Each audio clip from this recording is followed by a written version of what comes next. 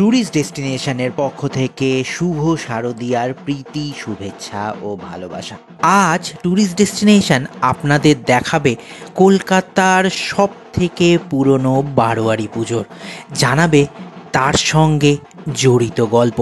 যেই পুজো শুরু হয়েছিল 1919 সালে, সেই পুজোর রীতিনীতি আজও পালন করা হয়, যেখানে মাতৃ প্রতিমা অনন্য রূপ পেয়েছে যেন। আর যেই পুজো না দেখলে পুজো পরিক্রমা পূর্ণ হয় না। এই পুজোর সঙ্গেই জড়িত ছিলেন নেতাজি সুভাষচন্দ্র বসু থেকে আচার্য প্রফুল্লচন্দ্র রায়। কোথায় হয় এই পুজো, কী তার ইতিহাস, এই বছর কততম বর্ষে পদার্পণ করলো সেই পুজো, সব কিছু জানাবো। চলুন এই বিশেষ পুজো দেখে আসি ট্যুরিস্ট ডেস্টিনেশনের সঙ্গে।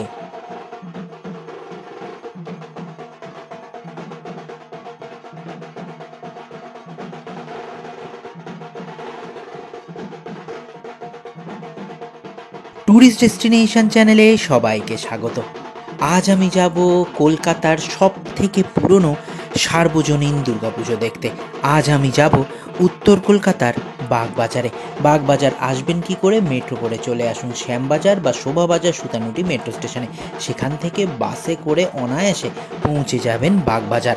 আর এই বাগবাজারেই রয়েছে বাগবাজার সার্বজনীন দুর্গাপুজো, যা 1919 সালে শুরু হয়েছিল। এই বছর বাগবাজার সার্বজনীনের ভাবনায় ফুটে উঠেছে জয়পুরের হাওয়া মহল।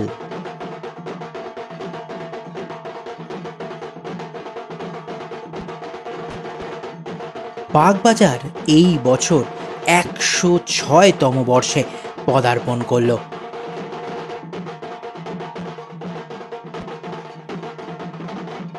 বাগবাজারের এই শতাব্দী প্রাচীন দুর্গাপুজোটি কলকাতা তথা পশ্চিমবঙ্গের সাবেকি পুজোগুলির মধ্যে একেবারে প্রথম সারিতে থাকে।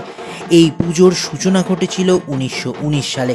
এই পুজো শুরু করেছিলেন স্থানীয় নেবুবাগান লেন ও বাগবাজার স্ট্রিটের মোড়ে 55 নম্বর বাগবাজার স্ট্রিটের স্থানীয় বাসিন্দারা। তখন এই বারোয়ারি পুজোর নাম ছিল নেবুবাগান বারোয়ারি দুর্গাপুজো। ওখানেই কয়েক বছর পুজো হয়। 1924 সালে পুজোটি সরে যায় বাগবাজার স্ট্রিট ও পশুপতি বোস লেনের মোড়ে। পরের বছর ফের সরে যায় কাটাপুকুরে। 1927 সালেও স্থানান্তরিত হয় এই পুজো। 1927 সালে দুর্গাপুজো হয়েছিল বাগবাজার কালী মন্দিরে।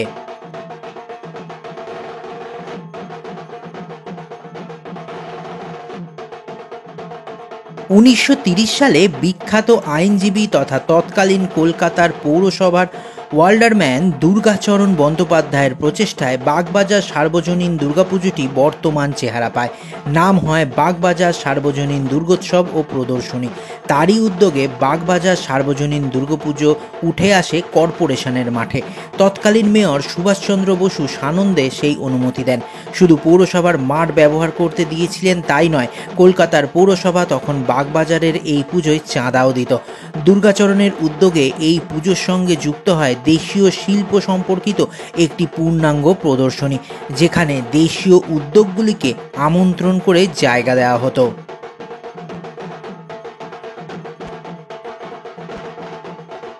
বাগবাজারের মাতৃ প্রতিমা সত্যি অনন্য। বাগবাজার সার্বজনীনের প্রতিমার দুটি চোখ পটল চেরা, অর্থাৎ খুব বড়। সুবিশাল প্রতিমায় সাবেকিয়ানার ছোঁয়া সুস্পষ্ট। মায়ের মুখটি অপূর্ব সুন্দর। পুজোর শুরু থেকেই অষ্টমীর দিন বীরাষ্টমী ব্রত পালন হয়ে চলেছে। ওই দিন হয় লাঠি খেলা, শরীর চর্চার প্রদর্শনী, আর এই পুজোয় মাকে খিচুড়ি ভোগও দেওয়া হয়।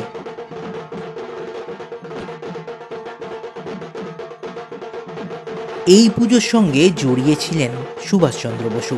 1936 সালে এই পুজোরই সভাপতি হয়েছিলেন স্বয়ং সুভাষচন্দ্র বসু।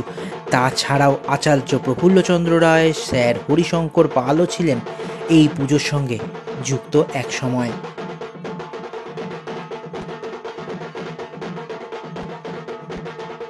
ট্যুরিস্ট ডেস্টিনেশনের সঙ্গে বাগবাজার সার্বজনীনের পুজো কেমন লাগলো অবশ্যই কমেন্ট করে জানাবেন।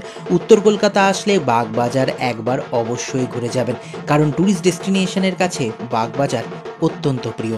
ভালো থাকবেন, দেখতে থাকুন ট্যুরিস্ট ডেস্টিনেশন, আর আপনার পুজোর দিনগুলি রঙিন হয়ে উঠুক ট্যুরিস্ট ডেস্টিনেশনের সঙ্গে।